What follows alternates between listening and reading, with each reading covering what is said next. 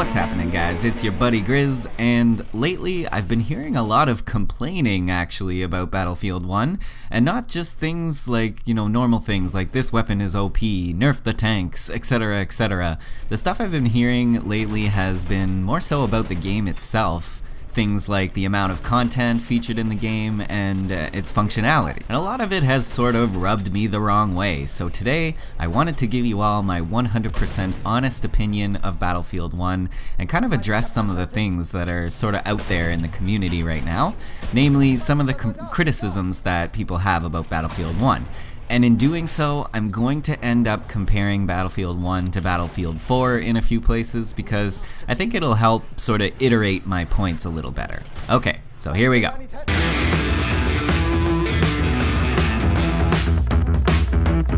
Check it out. So the number one complaint I've been hearing about Battlefield 1 is that there's just not enough content. Not enough weapons, not enough vehicles, or maps either. Now, this is sort of the theme that most of this video is going to be centered around, but I am going to break it down into sort of subparts as well. But first, let me just speak overall about content. Now, the maps thing, that more so has to do with the fact that almost no DLC content has been released, and none will until pretty much 5 months after Battlefield 1's initial release. They have, however, released one DLC map so far called Giant's Shadow, and it was free for everybody, so I'm gonna give DICE props there for making it available to everyone, regardless of whether they purchased the premium membership or not. But let's be honest here, it's not that great of a map. I mean, it's certainly not a bad map, but it's nothing special. Now, the thing you have to remember here is that the DLC is coming, they're just taking their time with it. Eventually, there will be 4 full DLCs released for Battlefield 1, but the first one isn't slated for release until March 2017, which is way longer of a wait than we had to wait for China Rising. But honestly, who here actually liked any of the China Rising maps all that much? The only semi-decent map out of that pack was Goyleen Peaks, and I have no idea why people liked Silk Road so much because I hated it. Now, if you're a pilot, you probably really liked Silk Road, so I apologize for that, but personally, I didn't like the map. Now, I'm already getting into maps here, so I might as well make that the next topic of discussion. I chased that pretty little thing all the way up the mountain just to see what I could see, yeah! Battlefield 1 released with 9 standard maps, which are the St. Quentin Scar, Amiens, Suez, Sinai Desert, actually, is it Sinai or Sinai, by the way? Monte Grappa, Empire's Edge, Argonne Forest, Foul Fortress, and Ballroom Blitz. Apologies if I butchered any pronunciations there, but of course now, with the addition of Giant Shadow, we are up to 10 maps. Guess how many maps Battlefield 4 shipped with? That's right, 10 maps. So yes, Battlefield 1 technically shipped with less maps than Battlefield 4 did, but it was only 1 map short, and then they gave Giant Shadow to everyone for free 2 months later. Now, I realized that by 2 months into BF4, we had China Rising, the first full DLC pack, and this time around we only got the 1 map and a new gadget. So I get where people are coming from. We are behind BF4 content-wise at this point, but hold that thought, because I'll get to that. What I'm trying to get at here is that that argument is kind of invalid. BF1 had 1 less map than BF4 on launch, and here we are 2 months later, we're up to 10 maps. Kind of an invalid argument if you ask me. Okay, next topic.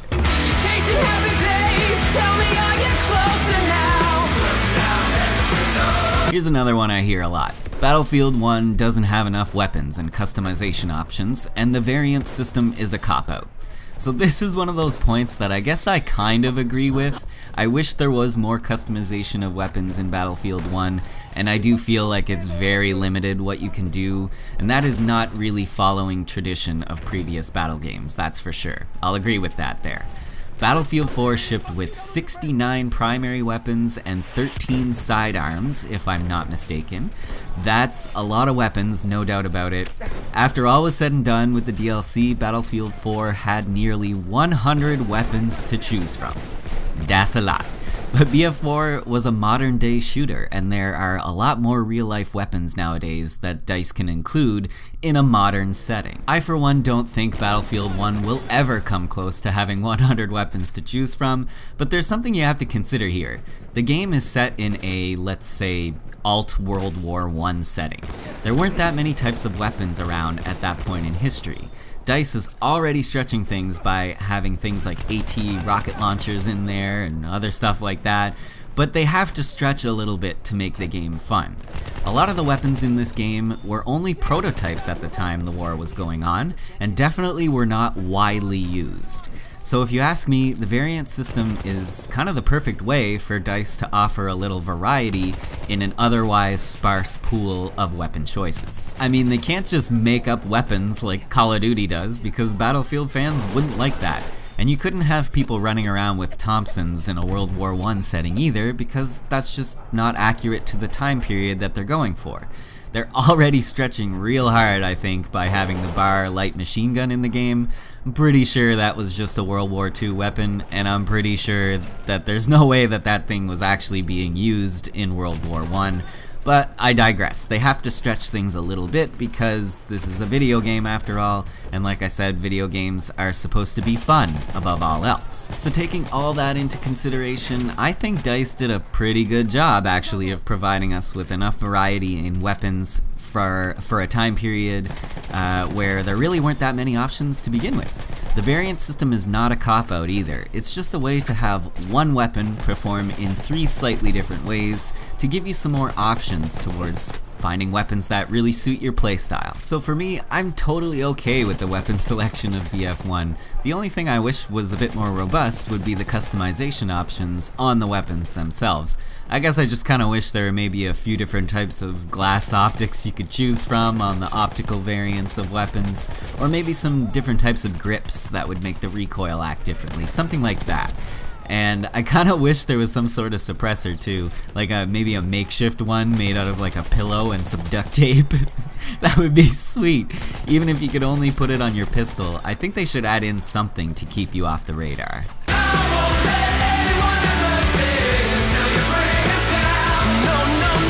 This complaint is basically the same as the weapon complaint, except that it's about the fact that there's also not that many vehicles in Battlefield 1. This is also true, and I guess I agree with it to a certain extent, but I could make the exact same argument I just made about the weapons, in that there just weren't that many different types of military vehicles back then. They usually drove trucks around, or jeeps, or whatever, and tanks were mostly just prototypes that were introduced later on in the war. And, you know, there was no such thing as a helicopter back then either, so that's out right away. But I like to think on the positive side. There are 4 different types of tanks to choose from and 3 different types of planes. And each of them have options to customize the weapons they have, so, you know, it's all there. All the usual Battlefield mechanics that we're used to seeing are there. There's just a little bit less of them at the moment. But to help compensate for the lack of available vehicles, DICE introduced the Behemoths, which are a completely new feature and technically are also vehicles. So say what you want about how annoying it is to be killed by someone in the Behemoth, but at least DICE was really trying to think outside the box about how they could make a robust Battlefield title set in World War I. The Behemoths are an amazing idea, and they can really be quite helpful to a team who's getting their asses handed to them too, so they serve a tactical purpose as well as being awesome.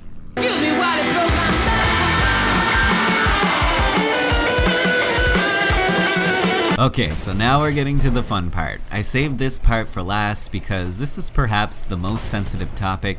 I think the community is really split on this issue as well. Some people say that the game doesn't perform well, that the hit detection sucks, and the whole netcode problem is as apparent as ever. Myself, I don't agree with that at all. The game runs great for me. I don't even have the best graphics card either. I only have a single GTX 970. I don't overclock it or anything because I'm kind of afraid to, but the game runs pretty much perfect for me. I play on medium settings, and then I just turn the anti-aliasing and the ambient occlusion off, and I consistently get anywhere from 70 to 110 frames per second, depending on what's going on around me. Now, I'll admit that the game had a few bad glitches when it launched, like the glitch where you couldn't look or move side to side in a vehicle or stationary weapon. There was also the quitting problem where if you tried to quit a lobby after a game, it would hang for like 2 to 3 minutes, and at that point it was actually faster to Alt F4 and relaunch the game than to try to back out of the server you were in. That was also really annoying. And finally, some of the maps had really bad FPS dips in certain areas, like the D flag on Empire's Edge. For a while, every time I was at the D flag on that map, I would dip down to like 40 frames per second, and if anyone decided to throw some fire into the mix, it would get even worse. But since the last update, a lot of those problem areas have been fixed, and the overall FPS I'm averaging is a lot higher. I'm usually in the 70s, even when there's a bunch of craziness going on around me. But let's think back for a second to the BF4 launch, and I'm starting to giggle about it a little bit because were we in any way less pissed off during the launch of BF4? Man, I remember when you couldn't even join a server on launch day, it would just error out every time. Think about that for a second, and then think about Battlefield 1's launch. Did you have any problem getting into a game? No. Was there anything game-breaking going on that made the game almost unplayable? Nope. Were you having fun that first day? Well, I don't know about you guys, but I was having a blast. My main point here is that, yeah, Battlefield 1 did have a few minor problems on launch, but for the most part, the game worked really well, and it was super fun. Can't really say the same about BF4. Eventually, BF4 did get to a state where it was really working great, and pretty much all the kinks had been worked out, but that took a really long time, and if you ask me, BF1 is in really good shape right off the bat. If you don't agree with me, if you find the game doesn't work for you, I don't know, maybe ditch that AMD card and come into the light, slip into the warm embrace of NVIDIA, our Lord and Savior.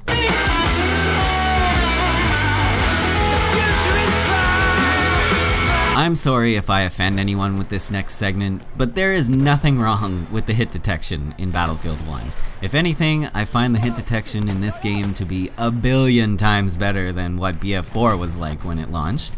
And feel free to dislike the video if this next part offends you, but if you can't hit anything, not sure, but you might just not have as good aim as you think you do. Cause I have no problem at all with the hit detection in this game. It's more likely that you're missing your shots due to improper use of your weapon.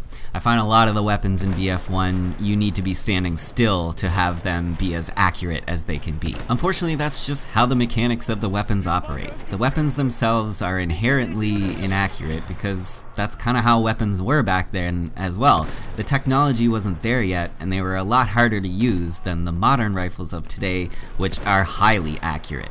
So essentially, DICE made this a little more realistic by making the weapons be a lot less accurate when you're not standing still, which is true to life, especially when you're using these old school rifles. Now, I realize that kind of contradicts my whole video games are supposed to be fun above all else argument, but I guess there is some sort of trade-off here, where, you know, they have to balance realism with fun.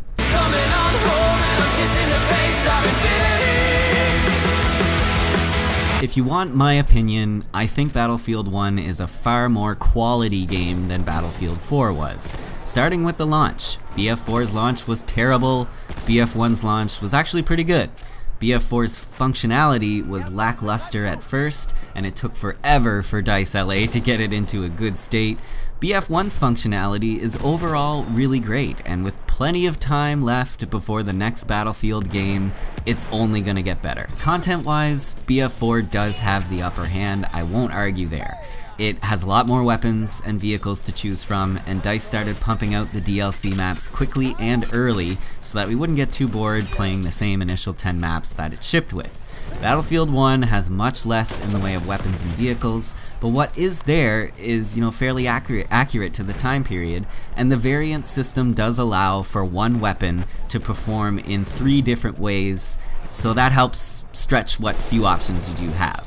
Also, they added a new feature in the form of the behemoths, which, I mean, come on guys, you can't deny that the behemoths are cool as shit. BF4's functionality, while it did eventually get to a really good state, was really bad for a really long time.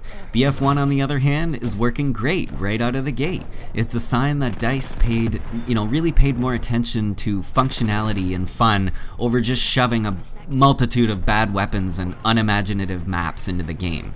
That's another thing. I don't think I can honestly say that I dislike any map on Battlefield 1 so far. Sure, there are some that I like more than others, but I never dread the fact that I'm about to play on a certain map because they're all fun in their own way. To me, it is obvious that DICE learned from their mistakes with Battlefield 4. They really went for quality over quantity this time, and I'm so glad they did. The product that they have given us this time around is really great in my opinion, and it would be tough for me to be much happier with the game. If you want my honest opinion, I really love it.